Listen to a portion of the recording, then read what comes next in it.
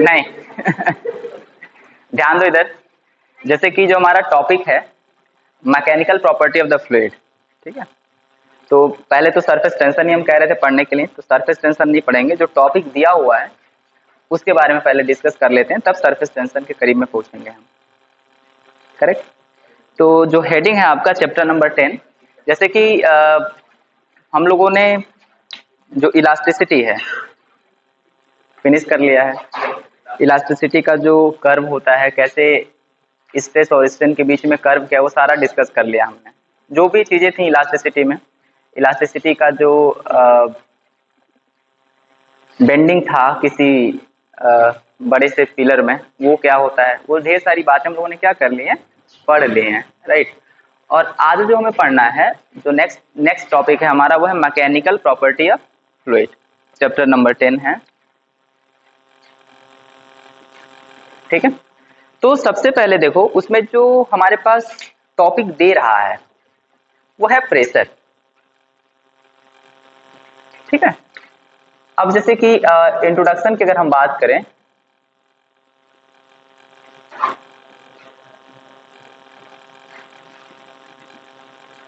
जैसे कि देखो हम लोग जो टॉपिक का नाम है वो क्या है बताओ,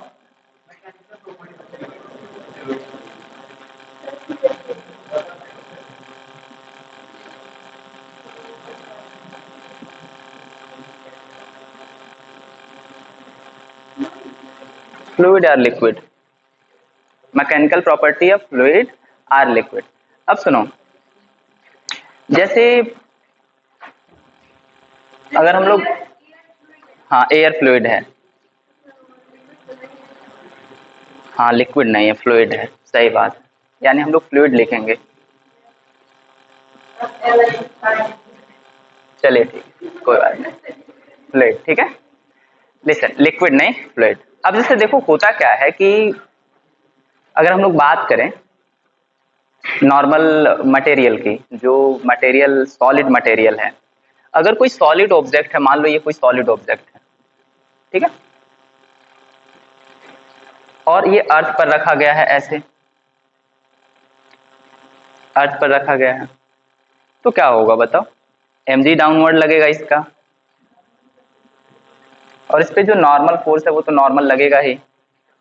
ये जो ऑब्जेक्ट है हमारे पास, ये फोर्स कैसे लगा रहा है इस सरफेस पर, इस सरफेस पर फोर्स कैसे लगा रहा है,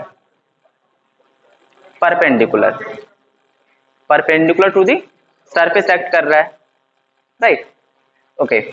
और ये कोई सरफेस रखा हुआ है, यहां पर कोई आदमी है, किसी चीज से इसमें धक्का दे रहा है इस तरीके से, ये इस पे धक्का दे रहा है इस तरीके से, इस डायरेक्शन में, या आप ऐसे समझो ये ऑब्जेक्ट है, इस ऑब्जेक्ट पर हम फोर्स ऐसे लगा रहे हैं इस डायरेक्शन में।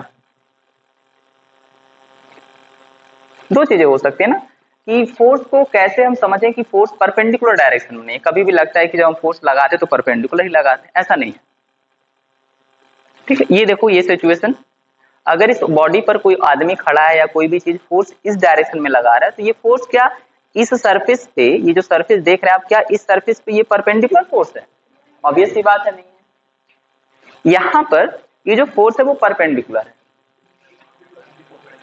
mg तो परपेंडिकुलर है ही, mg जो है हमारे पास वो तो परपेंडिकुलर है, नो मैटर, इसको हटाएं अभी, वो mg परपेंडिकुलर है। लेकिन इस फोर्स की अगर हम बात करें तो इस फोर्स में दो फोर्स लग रहे हैं, ये फोर्स दो फोर्स से मिलकर बना हुआ है, पहला एक तो ये और दूसरा ये। अगर हम इस F को, ये जो F है हमारे पास, हम इसको कहें ये एंगल थीटा बना रहा है ये, तो ये बताओ ये क्या हो जाएगा, F cos थीटा हो जाएगा, और ये क्या हो जाएगा, F sin थीटा। तो इस फोर्स F sin थीटा को क्या कहा जाएगा, F पैरेलल फोर्स, या पैरेलल मतलब ये जो सरफेस आप देख रहे हैं इस सरफेस के पैरेलल, ठीक। और ये जो फोर्स देख रहे हैं वो इस सरफेस के परपेंडिकुलर होता है। बात समझ में आ रहा है कि नहीं, आप लोगों ने पढ़ा भी होगा लोअर क्लासेस में, ओके। सुनो, अब जैसे अगर हम हाँ, अब जैसे देखो, ये जो हमारे पास फोर्स हो गया, एक तो परपेंडिकुलर फोर्स, दूसरा किसी एंगल पर फोर्स जो पड़ रहा है, ये फोर्स कई पार्ट में डिवाइड हो सकता है। अच्छा ये बताओ, फोर्स को हम क्या कहते हैं? फोर्स मास इनटू एक्सेलरेशन, या फोर्स मास ये चेंज कर देता है मोशन में, डायरेक्शन में, शेप एंड साइज में, ठीक है। नॉर्मली ये तो छोटे लेवल का डेफिनेशन है, हम लोग पढ़ते हैं rate change of momentum with respect to time, याद होगा, dp बाई dt, है ना, ये फोर्स होता है। अब जैसे कहने का सेंस ये है कि ये जो फोर्स होता है कहाँ लगता है, बताओ फोर्स कहाँ लगाते हैं? किसी बॉडी पर, किसी बॉडी के सरफेस पे लगता है। फोर्स कहाँ लगाया जाए? किसी सरफेस पे लगाया जाएगा, किसी बॉडी को खींचा जाएगा, कहीं ना कहीं एक सरफेस होगा जिसपे हम क्या करेंगे? फोर्स अप्लाई करेंगे। ऐसा हवा में नहीं लगा देंगे फोर्स, ठीक। वो भी क्या होगा, अगर हम उसको एक बाउंड्री कंसीडर करें तो वो भी एक सरफेस ही होगा। तो फोर्स कई तरीके से लगाया जा सकता है, एक तो परपेंडिकुलर डायरेक्शन में, और दूसरा किसी एंगल पर या उस सरफेस के पैरेलल। तो देखो क्या होता है, हम एक टर्म डिफाइन करते हैं, हम लोग एक टर्म डिफाइन करना है हमें, प्रेशर। क्या डिफाइन करना है? प्रेशर। प्रेशर, तुम लोग नाम सुना होगा, थ्रस्ट नाम सुना है? थ्रस्ट फोर्स ही है, थ्रस्ट भी फोर्स है और फोर्स भी फोर्स ही है, ठीक। हाँ, अभी पर यूनिट एरिया ना कहो, थ्रस्ट को पर यूनिट एरिया ना कहें हम, समझ रहे? देखो इनको दोनों में अच्छे से समझेंगे हम। फोर्स और थ्रस्ट में डिफरेंस क्या और प्रेशर क्या है? फोर्स क्या होता है, ये थ्रस्ट क्या होता है, एंड प्रेशर क्या होता है, इसके बारे में देखेंगे हम, करेक्ट। देखो इधर यहां पर इस पॉइंट पर, या अगर हम एक नॉर्मल बात करें, याद करो तुम सब, जैसे कि घर वर बनता है हम लोग के पास, तो एक हैमर होता है इस तरीके से, ये वाला, हाँ लेबलर, जो इसको लेबल करता है ना, अर्थ को। बातें सुनिए इधर, तुरंत हंसने वसने लगते हो यार तुम सब, इधर देखो ध्यान से। ये इसको क्या करता है, ये इसको लेबल करता है अर्थ को। यहाँ पर हम इसको कई तरीके से, जैसे कि हमारे माइंड में कभी कभी खुरपात चले तो क्या करेंगे हम, कभी ऐसे सीधे तो कर ही रहे हैं, कभी तिरछे भी ऐसे कर रहे हैं इसको, मतलब ऐसे। तो अगर हम दूसरे डायरेक्शन में इसका यूज करते हैं इस तरीके से, तो क्या होगा, ये इस तरीके से होगा, और अर्थ यहाँ का इस तरीके से हो जाएगा। जो अर्थ है जिस पे आप फोर्स लगा रहे हो, जो सरफेस है वो ऐसे हो जाएगा, यहाँ का सरफेस। समझ में आ रही है बातें? तो देखो जब फोर्स आप परपेंडिकुलर अप्लाई करते हो, ये नहीं यूनिट सरफेस की नहीं बात कर रहे हैं हम क्या कर रहे हैं, हम यूनिट सरफेस की बात नहीं कर रहे हैं, हम बात ये कर रहे हैं कि जब आप फोर्स सरफेस के परपेंडिकुलर अप्लाई करते हो तो आप उसी फोर्स को क्या कह देते हो, थ्रस्ट। यानी जब force perpendicular to the surface होता है, पर यूनिट सरफेस नहीं, परपेंडिकुलर टू दी सरफेस, यानी फोर्स के परपेंडिकुलर, यानी सरफेस के परपेंडिकुलर फोर्स लग रहा है, तो क्या कहलाएगा, थ्रस्ट कहला जाएगा। फोर्स भी है वो, ऐसा नहीं कि फोर्स नहीं है, फोर्स है, लेकिन उसका एक स्पेशल नाम हो जाएगा थ्रस्ट, क्योंकि perpendicular to the surface. Okay, तो देखो फोर्स तो हमारा फोर्स होता है, नॉर्मल फोर्स किसी भी एंगल पर लगा दिया जाए फोर्स होगा, लेकिन थ्रस्ट को बताने के लिए, थ्रस्ट को बताने के लिए हमें क्या कहना पड़ेगा, परपेंडिकुलर टू दी सरफेस। अब जैसे देखो, अब बात ये है, चलो यहां देखो, ये पूरा यूनिट है, ये इस तरीके से एक सरफेस है, इस सरफेस पे ये ऑब्जेक्ट रखा हुआ इस तरीके से, कैसे बनाया जाए,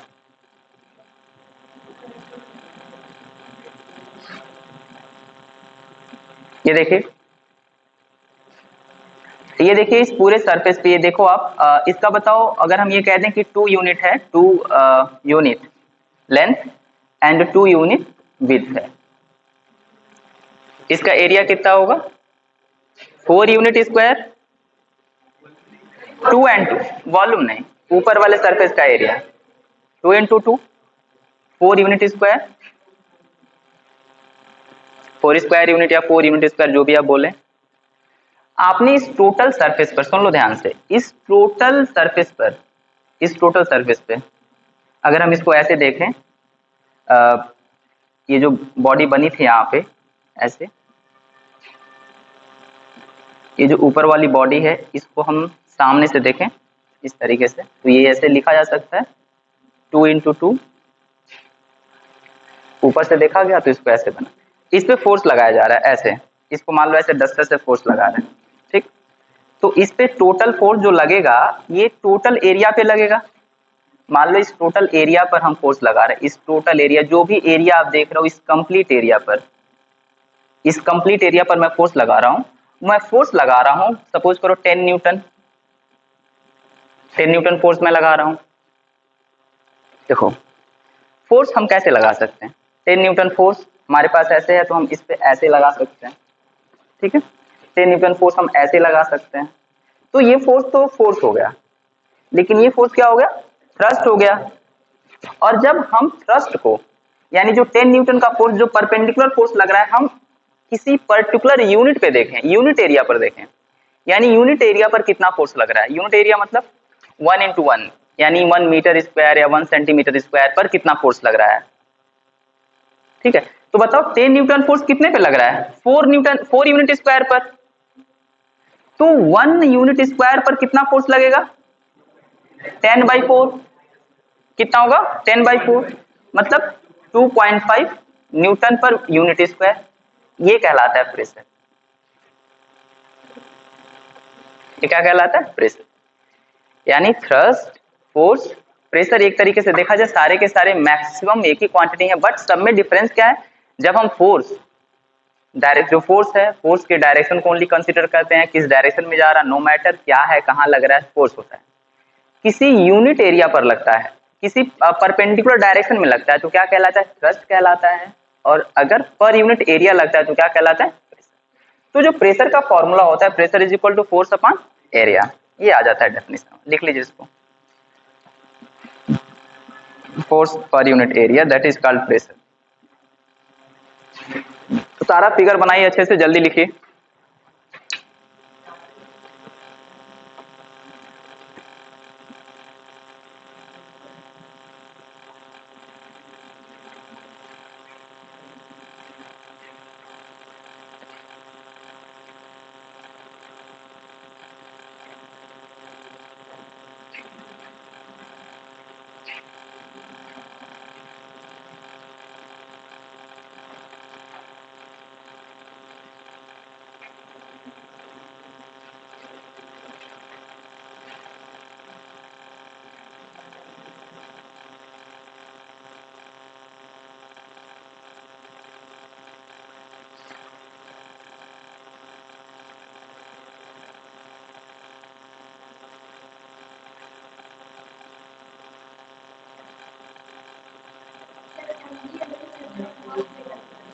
सेंटर ऑफ ग्रेविटी मास पे नहीं, क्या हुआ, देखो mg और नहीं नहीं नहीं mg और नॉर्मल कैसे एक ही जान लगा। देखो जैसे कि बात ये है कि आपके पास ऑब्जेक्ट रखा हुआ है ना, तो ये आपके पास mg यहाँ पे लग रहा है ऐसा, तो आपके पास जो नॉर्मल है यहाँ थोड़ी ना लगता है, वो जो सरफेस इन दोनों के कांटेक्ट में जो सरफेस है, ये सरफेस mg तो आपका ठीक है यहाँ से लगेगा, लेकिन जो नॉर्मल है वो इस सरफेस पे लगता है। देखो हर एक पॉइंट पे छोटा छोटा नॉर्मल लगेगा ऐसे ऊपर की तरफ, हर एक पॉइंट पर नॉर्मल लगता है ऐसे यहाँ पे, हर एक पॉइंट पर। इन सब नॉर्मल का रिजल्टेंट को हम ऐसे लिखते हैं, जबकि हमको लिखना चाहिए यहाँ से ऐसे, ठीक है ना। इस centre of mass, centre of gravity पे नॉर्मल नहीं लगेगा, समझ में आ गई बात है, सरफेस पे लगे, जो सरफेस कांटेक्ट में होता है नॉर्मल वहां लगता है, हाँ दिखाने के लिए।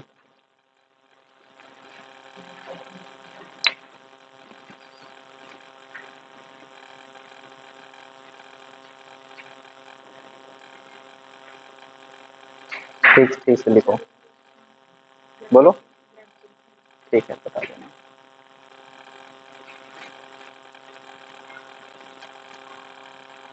तुम लिख नहीं रही थी क्या?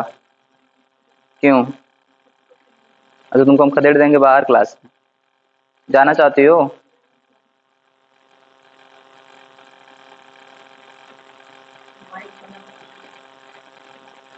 हाँ,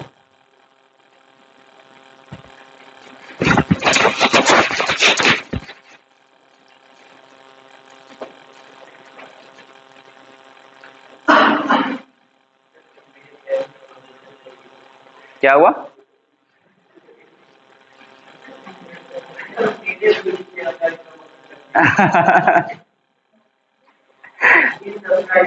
अच्छा।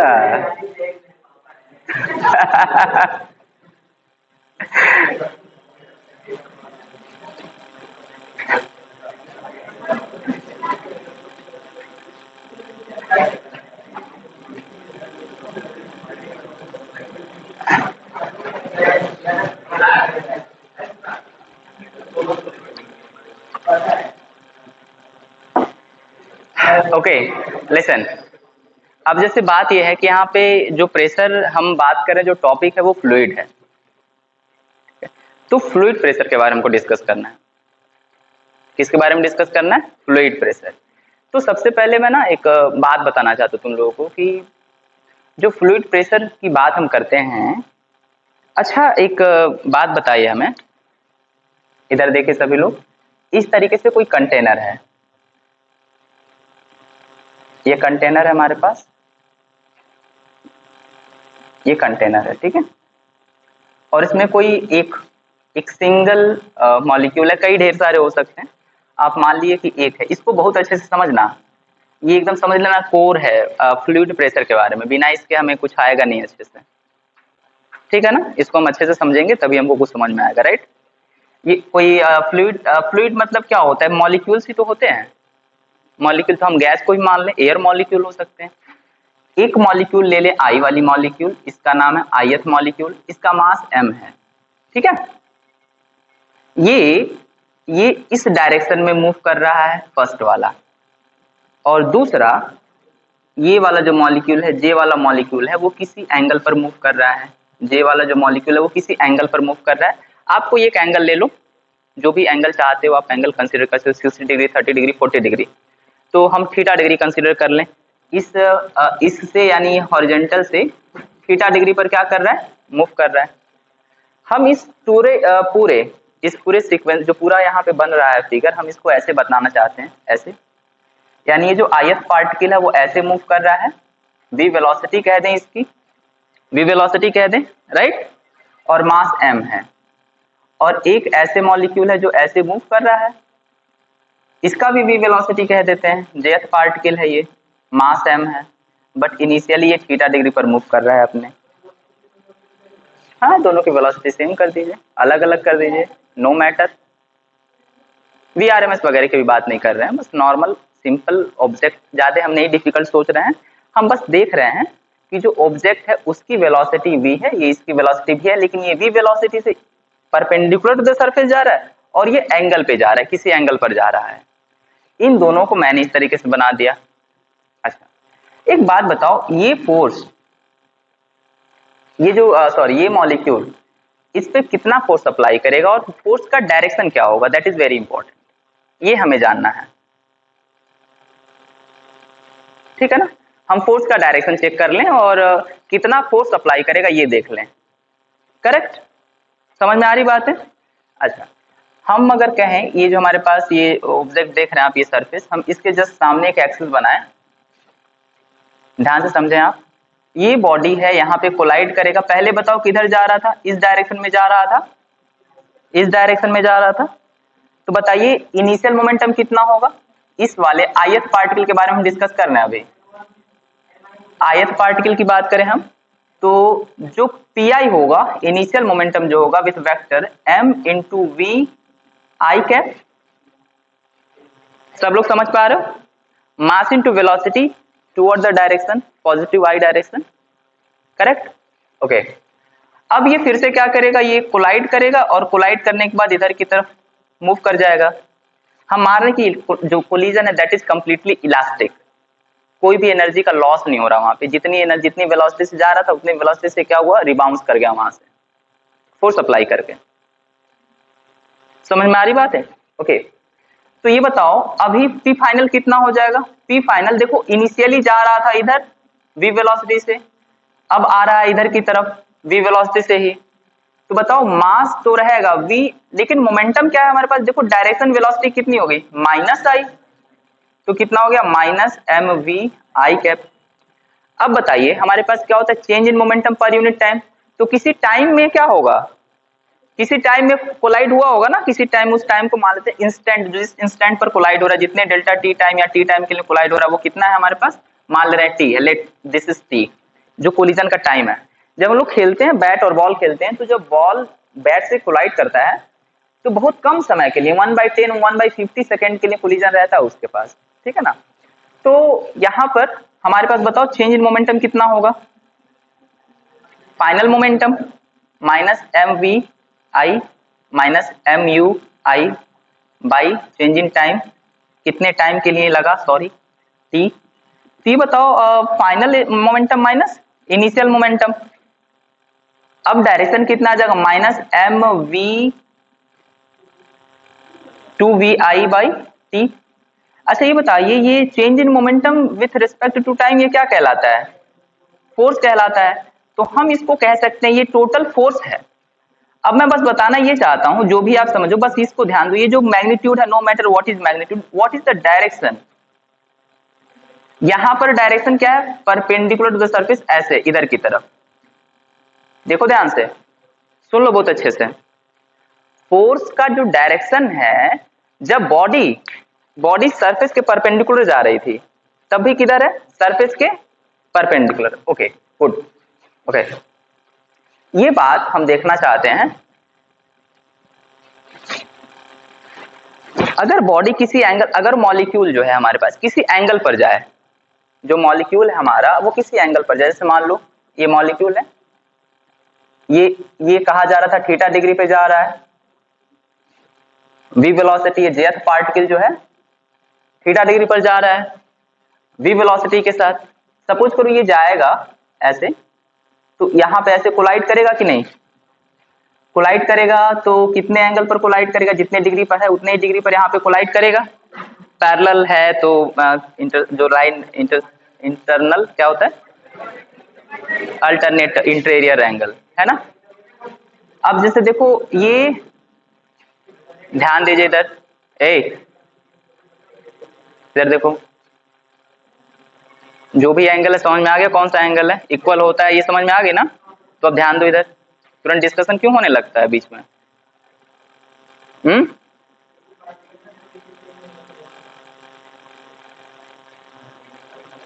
तो मार खाने के पूछे ना रहिए। इधर देखिए ये बॉडी ऐसे ही कोलाइड करेगा, इधर की तरफ आएगा, जो मॉलिक्यूल है इधर की तरफ कोलाइड करेगा, फिर से इस डायरेक्शन में आएगा, तो देखो जब रीबाउंस होता है तो रिफ्लेक्शन से ये एंगल थीटा होगा, नॉर्मल सी बात है, करेक्ट। हमको निकालना है फोर्स का डायरेक्शन और फोर्स क्या होगा, what is the value of force and force क्या होगा, राइट। देखो ध्यान से, कहीं मिलेगा नहीं, इसको ध्यान से सुन के पढ़ लो, बस बता दिया जाता है कि फोर्स परपेंडिकुलर अप्लाई होता है, क्यों होता है ये नहीं बताते हैं, लेकिन तुम लोग सुनो, नींद आ रहा पता नहीं क्यों, क्या बात है, ध्यान दीजिए इधर, ये आपके पास थीटा है, ये देखिए ये वाला, इस अगर हम इस बॉडी का मोमेंटम कहें m इंटू वी है, तो इसके दो मोमेंटम होंगे, पहला तो एम वी कॉस थीटा, और ये किधर की तरफ है, आई डायरेक्शन की तरफ। अगर हम देखें ये जो बॉडी है, अगर हम इस तरीके से कहें आपके पास ये आई है कोऑर्डिनेट है और ये जे कोऑर्डिनेट है, जे एक्सिस, तो ये किस डायरेक्शन की तरफ है, आई की तरफ है ना। तो ये कितना एम वी आई कैप, और इसी का ये जो कंपोनेंट है एम वी साइन थीटा, ये किधर की तरफ है, माइनस जे की तरफ है, किसकी तरफ, माइनस जे की तरफ, तो माइनस जे हो गया।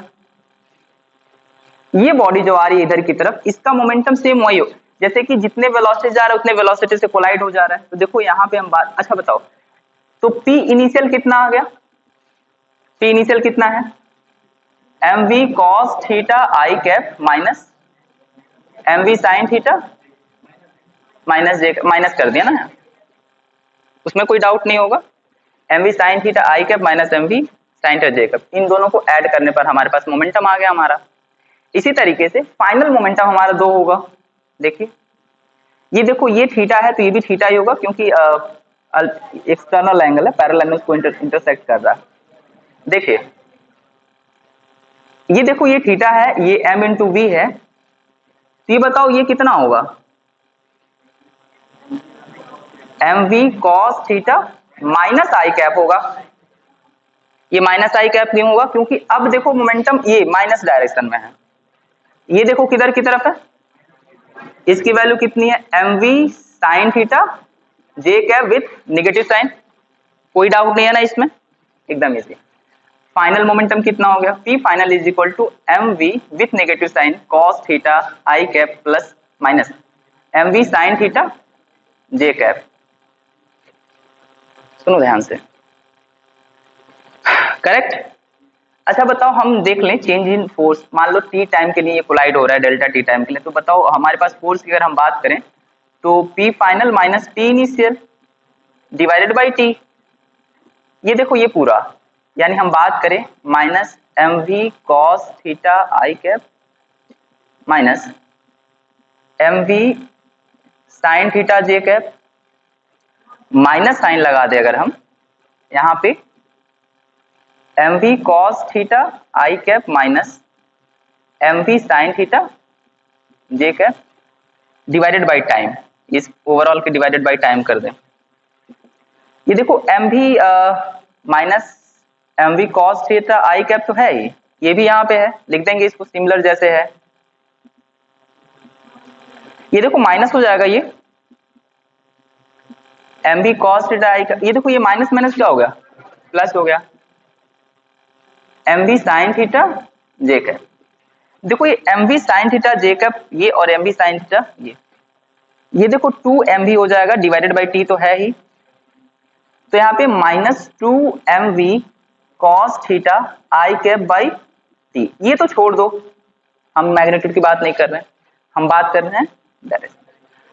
फोर्स का डायरेक्शन अब भी परपेंडिकुलर टू दी सरफेस हुआ, ऐसे ऐसे, यानी मतलब इस सब से कंक्लूजन क्या निकला हमारे पास, कंक्लूजन ये निकला कि बॉडी या तो ऐसे, मॉलिक्यूल या तो सरफेस से ऐसे टकराए,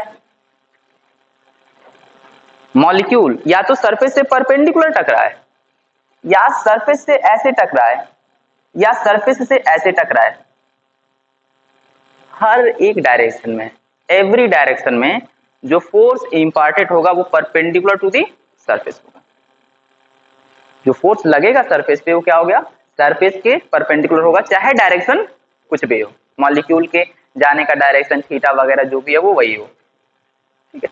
जब आप केटीजी पढ़ेंगे, काइनेटिक थ्योरी ऑफ गैस, तो वहां पे जब मैक्सवेल डिस्ट्रीब्यूशन पढ़ेंगे तो वहां पे बताया जाता है कि मॉलिक्यूल ऑलवेज सरफेस पे परपेंडिकुलर फोर्स लगाता है, that is the reason molecule always apply the force perpendicular to the surface. तुरंत नोट करिए इसको, चलिए जल्दी नोट करिए।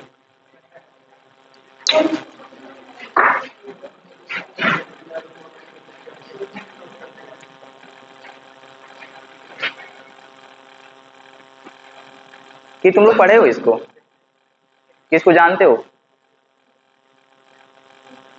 लिखना है, जो दिख रहा है लिख ले, बाकी रहने लिखे जल्दी।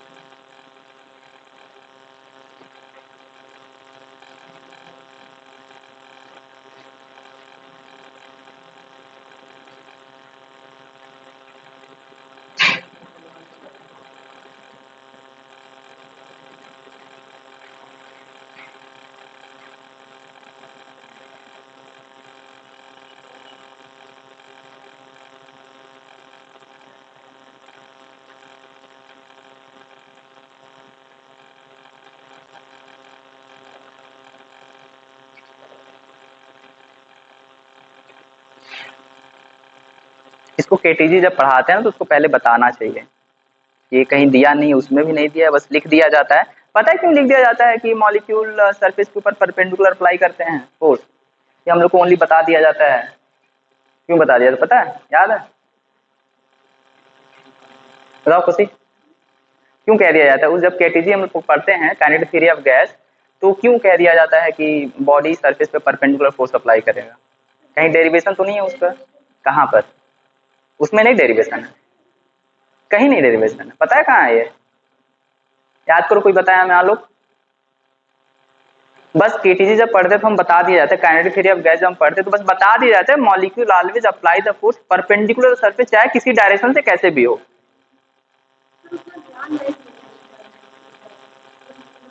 बस पढ़ लिया था, एजम्पशन नहीं है गधे लड़के। जब हम पढ़ेंगे वो बात अलग की है। सुनो, हम जब पहला चैप्टर पढ़ते हैं लीनियर मूवमेंट, क्या कहते हैं, लीनियर कौन सा मोशन है? Rectilinear motion. तो वन डायमेंशन मोशन में हमने पढ़ा होगा कि बॉल एक आती है, बॉल किसी एंगल पर टकराती है दीवार से, तो चेंज हमको देखना रहता है कितना मोमेंटम चेंज हो रहा है। उसी को हम मान लेते हैं कि चलो ठीक है, बच्चे जानते हैं कि किसी भी डायरेक्शन पे अगर बॉल टकराएगी, एनसीईआरटी का क्वेश्चन है, किसी याद आ रहा होगा, मैंने पेपर में दिया था ये क्वेश्चन, किसी भी डायरेक्शन पे आएगा तो एंगल क्या होगा उसका, वही होगा। तो ये मान लेते हैं कि बच्चों को पहले से ये पता है। समझ में आ रही बात है? जल्दी से इसको लिख लीजिए, बहुत अच्छा है ये तो। अब हम आते हैं फ्लूइड प्रेशर पर। हो गया ना, ये इरेज करें इसको, जल्दी लिखे इसको, फ्लूइड प्रेशर, तब उसके बाद पढ़ें फटाक से। क्या नहीं दिख रहा यार? रहने दो यार इसको, क्या। हाँ ये देखिए, आता ही नहीं यार वहां से। तुम्हारे पास उतना दिमाग है तो मतलब बिना उसके लिखे लिख लोगे। देखिए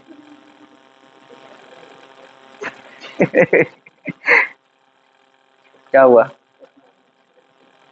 बहुत व्यंग कर रहे हो तुम, की हो तुम अभी को, हम सुने हैं, हम सुने हैं।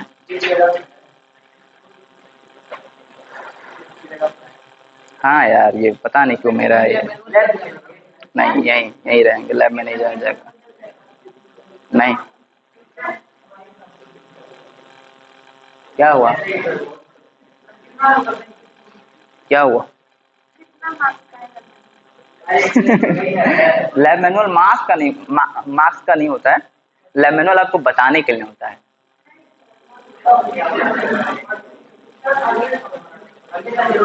नहीं, तुमको हैबिट कैसे आएगी? नहीं नहीं नहीं, इसी साल हैबिट लेनी है ना। प्रैक्टिस क्रिकेट के पहले क्या करते हैं? क्रिकेट जिस दिन खेलते हैं उसी उसी टाइम करते हैं क्या? एक साल पहले करते हैं? लेना जरूर है। आप जहां मर्जी वहां से लीजिए, यहाँ से न लीजिए, लीजिए। तो मार के दांत तोड़ देंगे, है ना? तो मार के, वही कह रहे हैं, मार के तुम दांत तोड़ देंगे, याद रखिएगा। और दांत दिखाते हैं,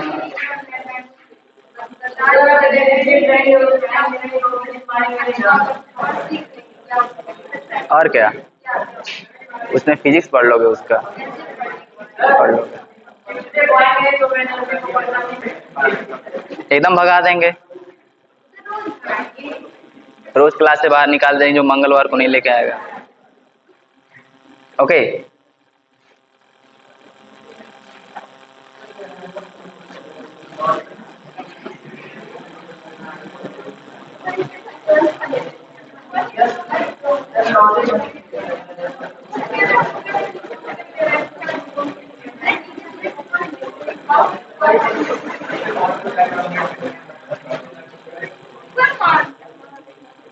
बात ही नहीं करो ज्यादा तुम सब, नहीं तो मार खाओगे अब।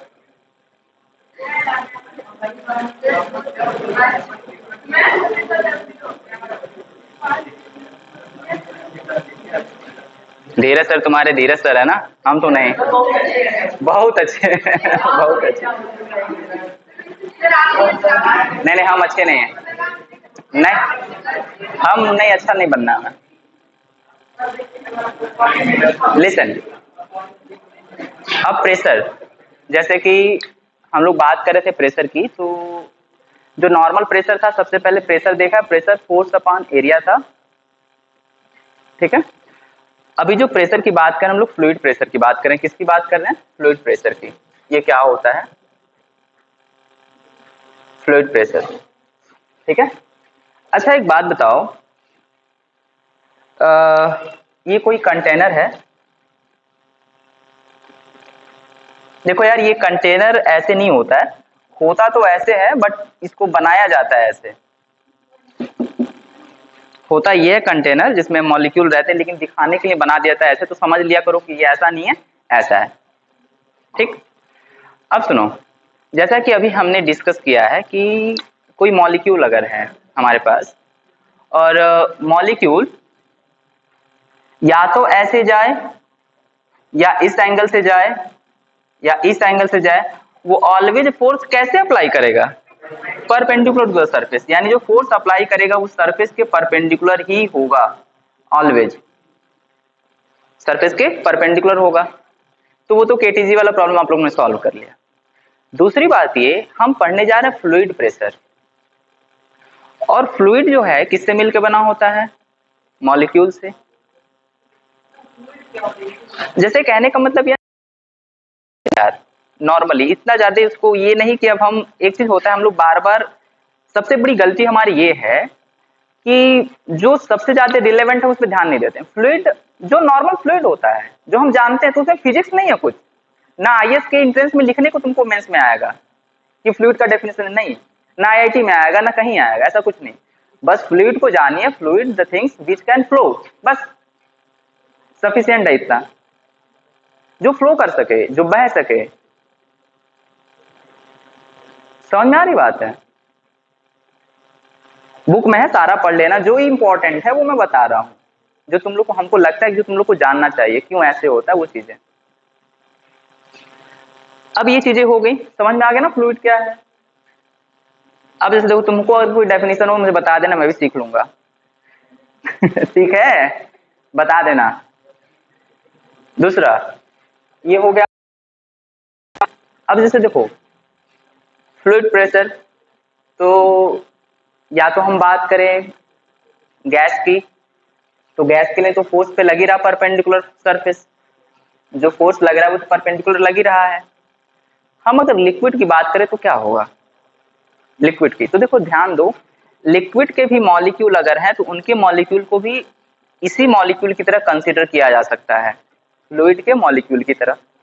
अब जो लिक्विड के मॉलिक्यूल हैं, जो लिक्विड है हमारे पास, लिक्विड भी क्या करेगा, उसके मॉलिक्यूल भी मूव करेंगे किसी किसी डायरेक्शन पर। तो सिमिलर कॉन्सेप्ट यूज होगा यहाँ पे भी, कि यानी जो मॉलिक्यूल हैं, वाटर के मॉलिक्यूल हैं, वो सरफेस के परपेंडिकुलर फोर्स लगाते हैं, सरफेस के क्या करते हैं, परपेंडिकुलर फोर्स लगाते हैं। अब जैसे कि बात यह है कि अब कोई कह दे कि चलो ठीक है, क्या तुमको कोई एग्जाम्पल है जिससे तुम बता सको कि सरफेस के परपेंडिकुलर फोर्स ने पढ़ लिया, वाटर के भी मॉलिक्यूल सरफेस के परपेंडिकुलर फोर्स लगाते हैं, ये कैसे आ गया, इस डेरिवेशन से आगे जो हमने अभी किया है। क्या कोई एग्जाम्पल है हमारे पास जिससे हम बता सकें कि सरफेस के परपेंडिकुलर फोर्स लगाते हैं, जिसको हम सभी लोग तुरंत समझ सके, हाँ यार ये तो सच्ची बात है।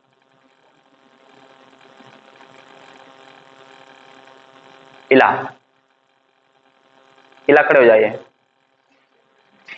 बहुत बढ़िया, गुड, बताइए कोई एग्जाम्पल बताओ जिससे पता चले कि जो मॉलिक्यूल होते हैं सरफेस के परपेंडिकुलर फोर्स लगाते हैं।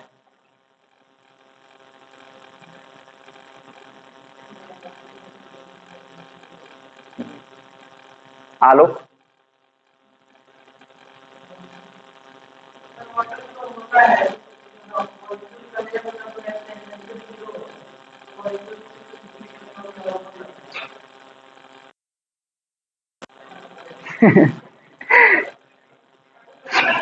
पूछा जाए क्या, बताता क्या है ये,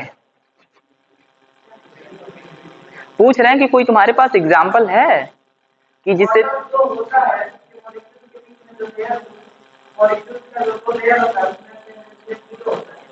गुड, एक्सेलेंट एक्सेलेंट, किसी के पास और कोई एग्जाम्पल है?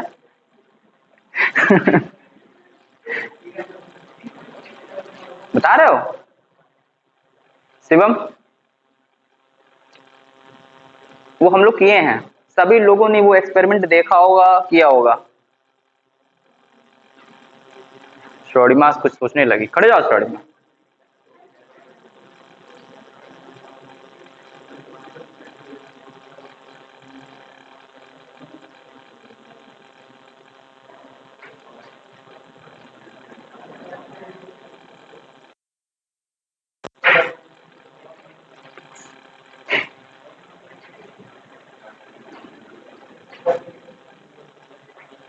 नहीं याद आ रहा, बैठ बैठ जाओ। देखो क्या होता है यार, हमारे पास कोई भी बॉटल वगैरह है और इसमें पूरा का पूरा वाटर फिल कर दो और कहीं होल करो, तो वाटर ऑलवेज ऐसे ही आएगा। अगर सही से उसमें होल कर दो तो ऑलवेज देख लेना, तुम एक्सपेरिमेंट कर लेना, ये क्या होगा, ऑलवेज इतनी जगह पे तो परपेंडिकुलर टू द सरफेस ही होगा। इसी से पता चलता है, यही बताता है कि जो फोर्स होता है हर एक पॉइंट पर लिक्विड परपेंडिकुलर फोर्स बनाता है। समझ में आ गई बात है। अब जैसे होता क्या है कि सर जो होल हम करते हैं, देखो होल को जब तुम ऐसे कर दोगे तो उसका होल ऐसे बन जाएगा, तो ऐसे आएगा। होल को जब आप स्ट्रेट करो